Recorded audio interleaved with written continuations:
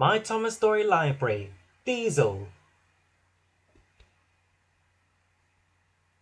This is a story about Diesel the diesel engine.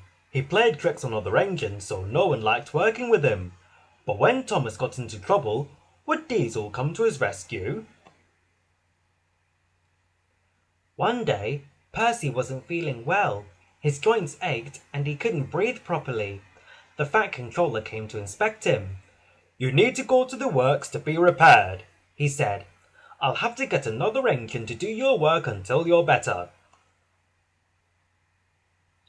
The Fat Controller phoned other railways to see if anyone could spare an engine, but the only available engine was Diesel.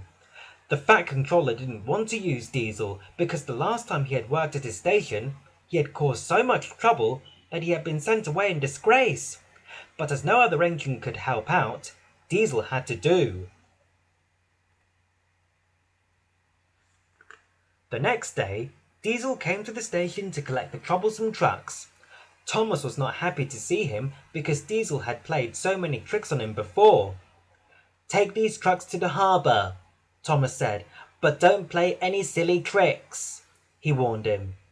"Yes, Thomas, of course I won't play tricks. I'll do whatever I'm told," Diesel said slyly. The troublesome trucks teased Diesel. "Yes, Thomas, of course I won't play tricks. I'll do whatever I'm told," they said in Diesel's voice. Diesel was angry. "I'll take you!" he roared and bumped into them roughly, sending them flying into a siding. The trucks crashed through the buffers and slid off the track. Diesel hadn't meant the trucks to crash. He had only wanted to scare them. But he still wanted them to do as they were told. So he said, "That will teach you to laugh at me." The Fat Controller was disappointed with Diesel. "You will go back to the other railway as soon as I can arrange it," he said sternly. "I won't have trouble on my railway."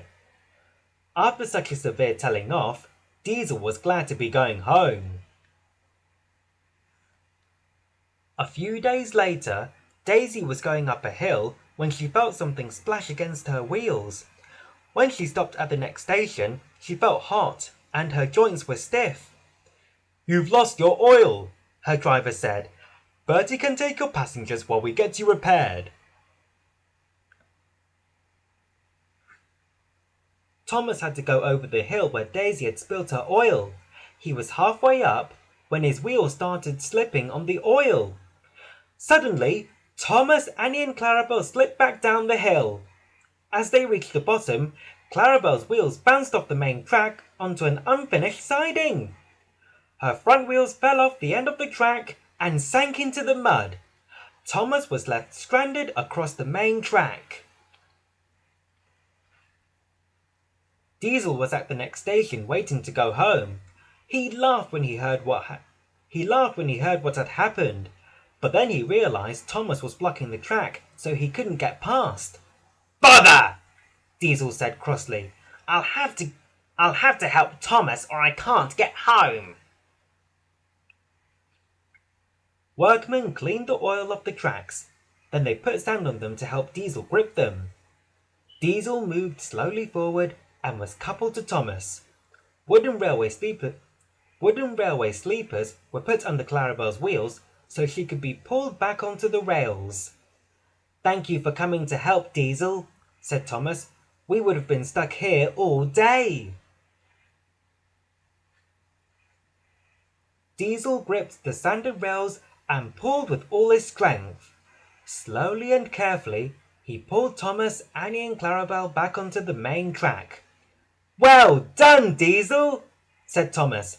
"You have been a really useful engine." Diesel smiled. It felt good to be helpful for a change instead of always causing trouble. Diesel carefully pulled Thomas, Annie and Clarabelle over the slippery hill and onto the Fat Controller station. "Good work, Diesel," said the Fat Controller.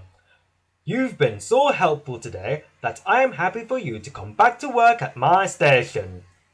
Diesel smiled. He was pleased that he was going home, but he was also glad that he could come back again to work for the Fat Controller.